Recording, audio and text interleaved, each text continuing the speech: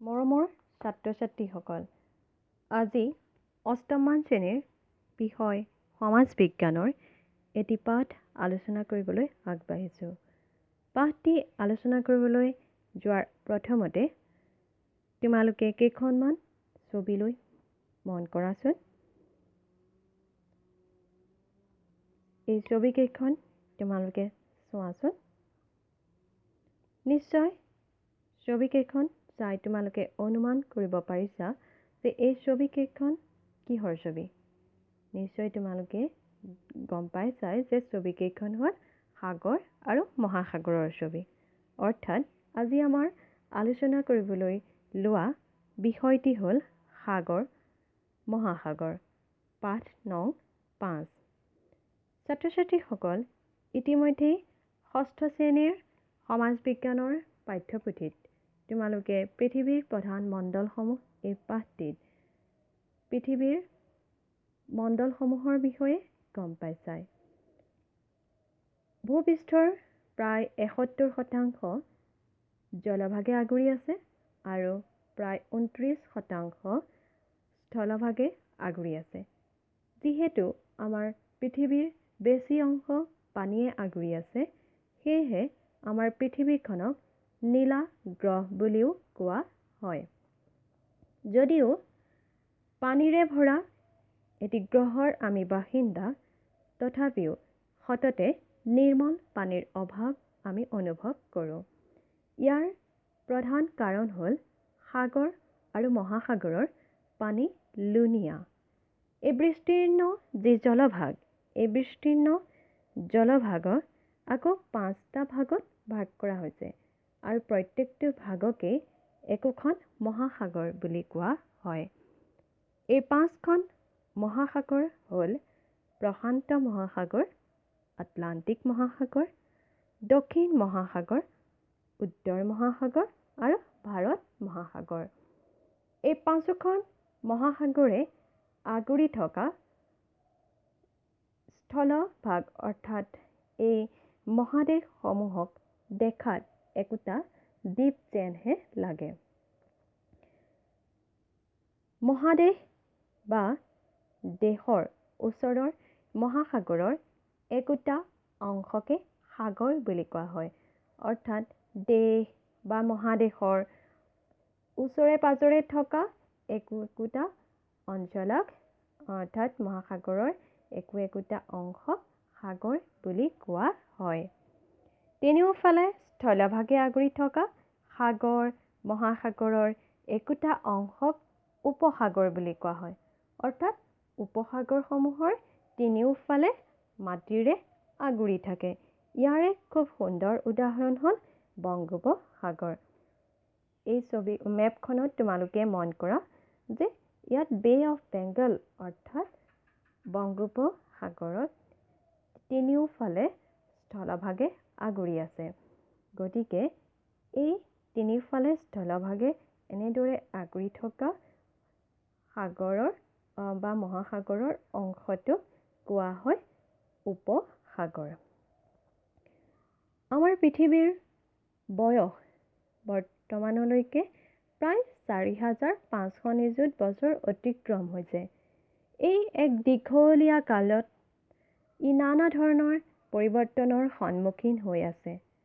উৎপত্তিৰ সময়ত তাৰ বহুকাল পিছলৈকে পৃথিৱীখন এটি উত্তপ্ত গেছীয় পিণ্ড হিচাপে আছিল। অৰ্থাৎ ই বহুত বেছি গৰম হৈ আছিলে আৰু লাহে লাহে ই তাপ বিকিৰণ কৰি কৰি পৃথিৱীখন ক্ৰমাৎ শীতল আৰু সংকুচিত হ'বলৈ ধৰে। সময়ত গেছীয় অৱস্থাত থকা পদাৰ্থবোৰ ঘনীভূত হৈ জুলীয়া বা গোটা অৱস্থা প্ৰায় আৰু ক্ৰমে সংকুচিত হৈ অহাৰ ফলত পৃথিৱীৰ উপৰিভাগত ওখ চাপৰ আৱৰণৰ সৃষ্টি হয়। পৃথিৱীৰ উপৰিভাগৰ এই ওখ চাপৰ কঠিন আৱৰণটোৰ ওখ অংশবোৰে স্থলমণ্ডলৰ ৰূপ লয় আৰু নিম্ন অংশবোৰত কালক্ৰমত পানীত জমা হৈ মহাসাগৰৰ সৃষ্টি হয়। অৰ্থাৎ যিসমূহ অঞ্চল নিম্ন আছিল অৰ্থাৎ চাপৰ আছিল, তাত লাহে লাহে পানী জমা হৈ একোখন মহাসাগৰৰ সৃষ্টি হয়। আৰু যিসমূহ ঠাই ওখ হিচাপে আছিল সেই ওখ কঠিন অংশবিলাক স্থলমণ্ডল হিচাপে পৰিগণিত হয়। ছাত্ৰ ছাত্ৰীসকল, মহাসাগৰবোৰ ইমান বিশাল আৰু গভীৰ নহয় জানো? যদিও কিন্তু ইয়াৰ পানীভাগ স্থিৰ নহয়। মহাসাগৰৰ পানীভাগ এইদৰে প্ৰবাহিত হৈ থকাকে মহাসাগৰীয় সোঁত বুলি কোৱা হয়। এই মহাসাগৰীয় সোঁতৰ সৃষ্টিৰ বা এই মহাসাগৰীয় সোঁত প্ৰবাহিত হৈ থকাৰ বহুতো কাৰণ আছে। পৃথিৱীৰ আৱৰ্তন, নিয়ত বতাহ, পানীৰ উষ্ণতা, লৱণতা আৰু চাপৰ তাৰতম্য আদিয়ে মহাসাগৰৰ পানীত সোঁতৰ সৃষ্টি কৰে। অৰ্থাৎ আমাৰ পৃথিৱীখনত অনবৰতে আৱৰ্তন গতিত গতি কৰি থাকে। আৰু ইয়াত নিয়ত বতাহ, পানীৰ উষ্ণতা অৰ্থাৎ গৰম, ঠাণ্ডা, ইয়াৰ লৱণতা অৰ্থাৎ কিমান বেছি লুণীয়া, আৰু যি চাপৰ তাৰতম্য, এই চাপৰ তাৰতম্য এইকেইটা কাৰণতে অনবৰতে পানীত সোঁতৰ সৃষ্টি হয়। ইতিমধ্যে তোমালোকে সপ্তমমান শ্ৰেণীৰ সমাজ বিজ্ঞানৰ পাঠ্যপুথিত এইটো কথা পাই আহিছা যে সুমেৰুৰ পৰা কুমেৰুলৈ পৃথিৱীৰ উপৰিভাগত বায়ুমণ্ডলৰ চাপৰ ভিত্তিত কিছুমান উচ্চ চাপ আৰু নিম্ন চাপ বলয় আছে। আৰু চাপৰ এনে পাৰ্থক্যৰ ফলতে ভূপৃষ্ঠৰ বিভিন্ন অংশৰ ওপৰেদি কিছুমান নিৰ্দিষ্ট বতাহ প্ৰবাহিত হয়। এই প্ৰবাহিত হোৱা বতাহক উষ্ণমণ্ডলৰ পৰা গৰম আৰু পাতল সমুদ্ৰজল ওপৰে ওপৰে পৃষ্ঠপ্ৰবাহ ৰূপে শীতমণ্ডললৈ প্ৰবাহিত হয়। ইয়ে হ'ল উষ্ণ বা গৰম পানীৰ সোঁত। আনহাতে আকৌ শীতমণ্ডলৰ পৰা শীতল আৰু গধুৰ সমুদ্ৰজল অন্তৰ্স্ৰোত হিচাপে উষ্ণ মণ্ডললৈ প্ৰবাহিত হয়। ইয়ে হ'ল শীতল বা ঠাণ্ডা পানীৰ সোঁত। তোমালোকে এই মানচিত্ৰখনলৈ মন কৰা। এই মানচিত্ৰখনত ৰঙা কাঁড়চিনৰ সহায়ত এই প্ৰবাহিত হোৱা উষ্ণ বা গৰম পানীৰ সোঁত আৰু ঠাণ্ডা পানীৰ সোঁতৰ দিশ নিৰ্ণয় কৰি দেখুৱাই দিয়া হৈছে। এই উষ্ণমণ্ডলৰ পৰা গৰম আৰু পাতল যি বতাহ শীতমণ্ডললৈ প্ৰবাহিত হয় আৰু যি শীতমণ্ডলৰ পৰা গধুৰ শীতল সমুদ্ৰজল অন্তৰ্স্ৰোত হিচাপে উষ্ণমণ্ডললৈ প্ৰবাহিত হয়, এই বৈ থকা সোঁতকে মহাসাগৰীয় সোঁত বুলি কোৱা হয়। তোমালোকে ইতিমধ্যে পাই আহিছা যে পৃথিৱীৰ উপৰিভাগত সূৰ্যৰ ৰশ্মি সকলো ঠাইতে সমানভাৱে নপৰে। বিষুৱ ৰেখাত সূৰ্যৰ ৰশ্মি পোনপটীয়াকৈ পৰে, গতিকে সেই অংশত যথেষ্ট বেছি গৰম হয়। নিৰক্ষীয় অঞ্চলৰ মহাসাগৰৰ পানীভাগ সূৰ্যৰ পোহৰ পোনে পোনে পৰা বাবে এই অংশত মহাসাগৰৰ পানীৰ উত্তাপ তুলনামূলকভাৱে আন ঠাইতকৈ বেছি হয়। ইতিমধ্যে মই কৈছোৱেই যে আমাৰ বিষুৱ ৰেখাৰ ওপৰত সূৰ্যৰ পোহৰ পোনপটীয়াকৈ পৰে, আৰু তোমালোকে এই বিষয়ে বিস্তীৰ্ণভাৱে ইতিমধ্যে ষষ্ঠ শ্ৰেণীত পায়ো আহিছা। আৰু ইয়াৰ বাবে এই অঞ্চলত সমুদ্ৰপৃষ্ঠলৈ গৰম আৰু পাতল পানী উঠি আহে। মেৰু অঞ্চলৰ পৰা অহা শীতল পানীৰ সোঁত যিমানে ক্ৰান্তীয় অঞ্চলৰ ফালে আগবাঢ়ে সিমানে উষ্ণ হ'বলৈ ধৰে। ফলত সোঁতৰ লগত উটি অহা তুষাৰ খণ্ডবোৰ গলিবলৈ ধৰে আৰু ইয়াৰ মাজত সোমাই থকা শিল, মাটি আৰু গেদবোৰ সমুদ্ৰতলিত জমা হ'বলৈ ধৰে। অৰ্থাৎ মেৰু অঞ্চলৰ পানীভাগ তাত বেছিকৈ ঠাণ্ডা বাবে গোট মাৰি বৰফ হৈ থাকে। আৰু যিমানে সেই মেৰু অঞ্চলৰ পৰা শীতল পানীৰ সোঁত ক্ৰান্তীয় অঞ্চললৈ বৈ আহি থাকে, সিমানে ই গৰম হৈ হৈ আহি থাকে। আৰু লাহে লাহে সেই তুষাৰ খণ্ডবোৰ কি হয় যে গলি গলি তাত লগত মিহলি হৈ অহা ক্ষুদ্ৰ ক্ষুদ্ৰ শিল, বালি, মাটি আদিবিলাক সাগৰৰ তলিত জমা হৈ হৈ গৈ থাকে।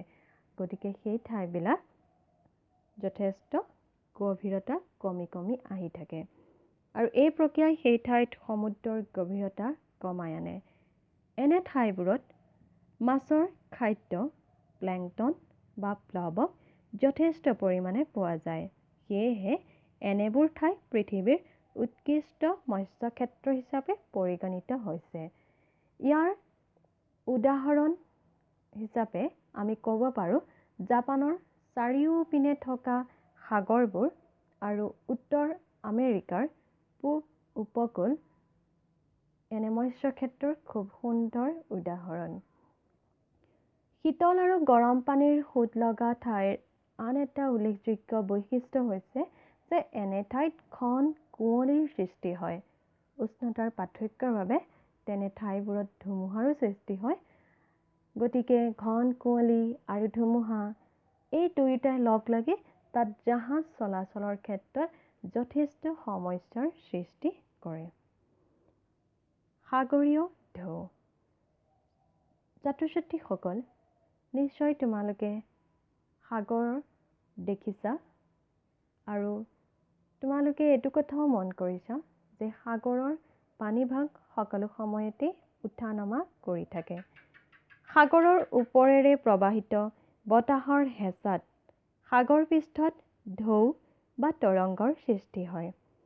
বতাহে পানীভাগ এফালৰ পৰা ঠেলি লৈ গৈ ঢৌৰ সৃষ্টি কৰে। ইয়াৰ উপৰিও সাগৰৰ তলিত উৎপত্তি হোৱা ভূমিকম্প, আগ্নেয় উৎকীৰণ আৰু জোৱাৰ ভাটাৰ বাবেও সাগৰত ঢৌৰ সৃষ্টি হয়। অৰ্থাৎ সাগৰত বিভিন্ন কাৰণত ঢৌৰ সৃষ্টি হয়।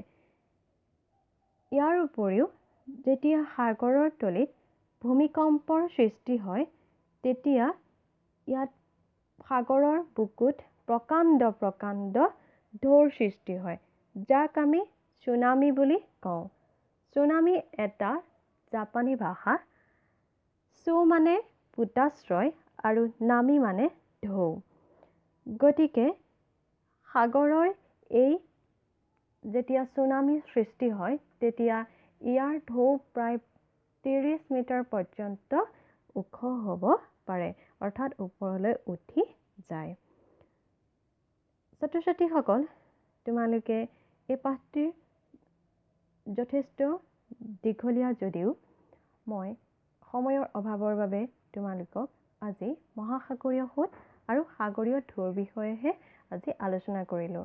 ইয়াৰ পৰৱৰ্তী অংশ মই তোমালোকক দ্বিতীয় খণ্ডত তোমালোকৰ লগত আলোচনা কৰিম। আজি আমি এই মহাসাগৰীয় সোঁত আৰু সাগৰৰ ঢৌ এই টপিকখিনি কোনখিনি কথানো শিকিলোঁ চাওঁচোন আহা। ভূপৃষ্ঠৰ প্ৰায় 71% জলভাগে আগুৰি আছে। বেছি অংশ পানীয়ে আগুৰি আছে বাবে নীলা গ্ৰহ বুলিও কোৱা হয়। পৃথিৱীৰ উপৰিভাগৰ বিস্তীৰ্ণ জলভাগক 5টা ভাগত ভাগ কৰা হৈছে। ইয়াৰ একোটা ভাগেই একোখন মহাসাগৰ। পৃথিৱীৰ উপৰিভাগৰ কঠিন আৱৰণটোৰ ওখ অংশবোৰে কালক্ৰমত স্থলমণ্ডলৰ ৰূপ লয় আৰু নিম্ন অংশবোৰত পানী জমা হৈ মহাসাগৰৰ সৃষ্টি হয়। পৃথিৱীৰ আৱৰ্তন, নিয়ত বতাহ, পানীৰ উষ্ণতা, লৱণতা আৰু চাপৰ তাৰতম্য আদিয়ে সাগৰ মহাসাগৰৰ পানীত সোঁতৰ সৃষ্টি কৰে। নিৰক্ষীয় অঞ্চলৰ মহাসাগৰৰ পানীভাগ সূৰ্যৰ তাপ পোনে পোনে পৰা বাবে এই অংশত পানীৰ উত্তাপ তুলনামূলকভাৱে বেছি। উষ্ণমণ্ডলৰ পৰা শীতমণ্ডললৈ ওপৰে ওপৰে পৃষ্ঠপ্ৰবাহ ৰূপে প্ৰবাহিত হোৱা গৰম আৰু পাতল সমুদ্ৰ জলক উষ্ণ বা গৰম পানীৰ সোঁত বুলি কোৱা হয়। শীতমণ্ডলৰ পৰা শীতল আৰু গধুৰ সমুদ্ৰ জল অন্তঃস্ৰোত হিচাপে উষ্ণমণ্ডললৈ প্ৰবাহিত হয়। ইয়ে হ'ল শীতল বা ঠাণ্ডা পানীৰ সোঁত। সাগৰৰ বুকুৰ অগভীৰ অঞ্চলবোৰত মাছৰ খাদ্য প্লেংটন বা প্লৱক যথেষ্ট পৰিমাণে পোৱা যায়। এনে অঞ্চলবোৰ পৃথিৱীৰ উৎকৃষ্ট মৎস্য ক্ষেত্ৰ। গতিকে ছাত্ৰ ছাত্ৰীসকল, নিশ্চিতভাৱে তোমালোকে আজি সাগৰ মহাসাগৰৰ এই পাঠটিৰ প্ৰথম খণ্ডটিত যথেষ্টখিনি উপকৃত হ'লা আৰু তোমালোকৰ ইয়াৰ পাছৰ পৰৱৰ্তী অংশ মই পাছত আলোচনা কৰিম। গতিকে ধন্যবাদ।